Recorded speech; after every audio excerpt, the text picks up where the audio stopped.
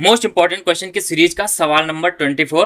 हमने विलेन के जितने भी इंपॉर्टेंट सवाल थे वो सारे के सारे कर लिए हैं। अब हम आ गए हैं किस पे, वैद्युत रसायन चैप्टर पे। तो ये लिया गया है वैद्युत रसायन चैप्टर से कोलराउश का नियम। ठीक है, क्या होता है कोलराउश का नियम और इसके दो उपयोग लिखो, ये सवाल है। तो सबसे पहले कोलराउश का नियम देख लेते हैं, क्या होता है कोलराउश का नियम।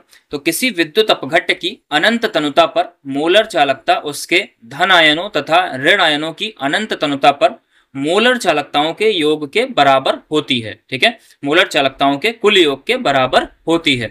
अब सबसे पहले इसमें विद्युत अपघट्य का मतलब क्या होता है कि कोई भी पदार्थ जो अपने आयनों में टूट सकता है, जब उसको हम लिक्विड में डालें यानी कि द्रव में डालें तो वो क्या हो, अपने आयनों में टूट जाए, तो उसको हम क्या बोलते हैं, विद्युत अपघट्य। ये दो प्रकार के होते हैं, दुर्बल विद्युत अपघट्य और प्रबल विद्युत अपघट्य।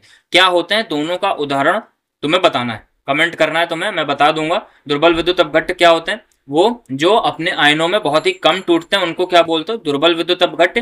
प्रबल कौन होते हैं, जो अपने आयनों में पूरी तरीके से टूट जाते हैं उनको बोलते हो प्रबल विद्युत अपघट्य। अब दोनों का एक एक उदाहरण तुम्हें कमेंट में लिखना है, ठीक है, ये तुम्हारा काम है, जरूर लिखना। अब देखो इसके क्या लिखना है हमको, इसको हाँ आगे क्या है, अनंत तनुता। अनंत तनुता क्या होती है भाई, अनंत तनुता का मतलब तुमने तनुता कितनी कर दी, अनंत। इसका मतलब कि तुमने सॉल्यूशन जो है, जो विलयन तुमने बनाया वो बहुत बहुत बहुत बहुत बहुत ज्यादा क्या कर दिया, पतला कर दिया। कहने का मतलब मान लो एक बाल्टी तुमने क्या ले ली, पानी, और उसमें 1 चम्मच डाल दिया या 2 चम्मच डाल दिया शक्कर, तो वो कैसा होगा, पतला होगा। तुम्हें पता ही नहीं चलेगा कि उसमें शक्कर घुली भी है या नहीं। तो इस टाइप के जो विलयन है उनको क्या बोलते हो, अनंत तनुता वाले विलयन, यानी कि उनका जो पतलापन है वो बहुत ज्यादा है, यानी उनके अंदर जो विलेय पदार्थ की मात्रा है वो क्या है, बहुत ज्यादा कम है, बहुत बहुत बहुत ज्यादा कम है। बात ठीक है, चलो आगे बढ़ते हैं। फिर मोलर चालकता उसके धनायनों तथा ऋणायनों की अनंत तनुता पर मोलर चालकताओं के कुल योग के बराबर होती है। क्या कहने का मतलब क्या है, तो देखो किसी विद्युत अपघट्य की हमने मान लिया क्या, मोलर चालकता अनंत तनुता पर क्या कैसे दिखाते हो, तो लैम्डा एम हो गई मोलर चालकता, और यहाँ ऊपर लगा देते हैं इनफाइनाइट। इनफाइनाइट का मतलब ये किस तनुता पर बात हो रही है, अनंत तनुता पर बात हो रही है। इसको कहीं कहीं पे ऐसे भी लिखा जाता है लैम्डा एम नॉट, तो दोनों का मतलब एक ही है, चाहे लैम्डा एम नॉट लिखा हो और चाहे लैम्डा एम इनफाइनाइट लिखा हो। मैं इनफाइनाइट लिख रहा हूं, तो लैम्डा एम इनफाइनाइट क्या हो जाएगा, उस विद्युत अपघट्य के अंदर धनायन और ऋणायन। तो धनायन हमने मान लिया कितने हैं, एन प्लस, एन प्लस का मतलब क्या होगा, धनायनों की संख्या, ठीक है, इनटू उसकी मोलर चालकता। तो मोलर चालकता लैम्डा एम प्लस, और ये भी किस पे है, अनंत तनुता पर, और plus n minus, n minus का मतलब हो गया ऋणायनों की संख्या, और इनटू इसकी मोलर चालकता लैम्डा एम माइनस, और ये भी किस पे, अनंत तनुता पर। ये होता है तुम्हारा मेन फार्मूला कि लैम्डा एम इनफाइनाइट बराबर n plus lambda M infinite of plus यानी कि धनायनों का, और लैम्डा एम इनफाइनाइट ऑफ ऋणायनों का, और गुणे क्या, एन माइनस यानी कि ऋणायनों की संख्या। इन दोनों का अगर योग कर दोगे तो तुम्हें क्या मिल जाएगी, कुल मोलर चालकता। अब कैसे ये होता है, एग्जाम्पल से समझते हैं, स्किप मत करना अभी, एग्जाम्पल से समझो। अब जैसे मान लो क्या हो गया, NaCl, जैसे मान लो हम किसके लिए बात कर रहे हैं, NaCl के लिए बात कर रहे हैं। अब तुम्हें पता है कि NaCl क्या होता है, साधारण नमक, और इसको जब पानी में डालते हैं तो जलीय विलयन में अपने आयनों में टूटता है, और कौन कौन से दो आयन बनते हैं, कौन कौन से, Na प्लस, सोडियम प्लस और Cl माइनस। अब देखो एक सोडियम है और एक क्या है, Cl माइनस। अगर इसके लिए तुम्हें लिखना हो तो क्या लिखोगे, लैम्डा एम इनफाइनाइट यानी कि सोडियम क्लोराइड, इसकी मोलर चालकता बराबर कितने धनायन है, N प्लस कितना हो जाएगा, यहाँ पर एक धनायन है तो क्या लिखोगे, एक। अब एक लिखना चाहो लिखो, ना लिखना चाहो तो ना लिखो, सिंपल ऐसे लिख सकते हो। और दूसरा हमें क्या देखना है, लैम्डा एम किसका, Na प्लस का, तो यहाँ पे क्या लिखोगे, लैम्डा एम इनफाइनाइट ऑफ किसका, Na प्लस, और प्लस लैम्डा एम, यहाँ पे Cl माइनस कितना, एक, तो N माइनस भी कितना हो गया, एक, तो लैम्डा एम किसका, Cl माइनस का, और किस पे, अनंत तनुता पर। तो कैसे लिखा हमने, समझ गए होगे, ये किसका है, लैम्डा एम NaCl, क्या हो जाएगा, lambda M infinite of Na plus, और plus lambda M infinite of Cl minus. कैसे पढ़ते हैं, ये पढ़ने का तरीका है, lambda M infinite of Na plus, lambda M infinite of Cl minus. अब मान लो दूसरा एग्जाम्पल ले लो, जैसे हम लिख दें किसके लिए, BaCl2 के लिए। अब देखो ध्यान से, BaCl2 के लिए कैसे लिखोगे, तुम्हें पता है कि बेरियम क्या होता है, 2 प्लस, और प्लस Cl यहाँ पे कितने, 2, तो ये हो जाता है 2Cl माइनस।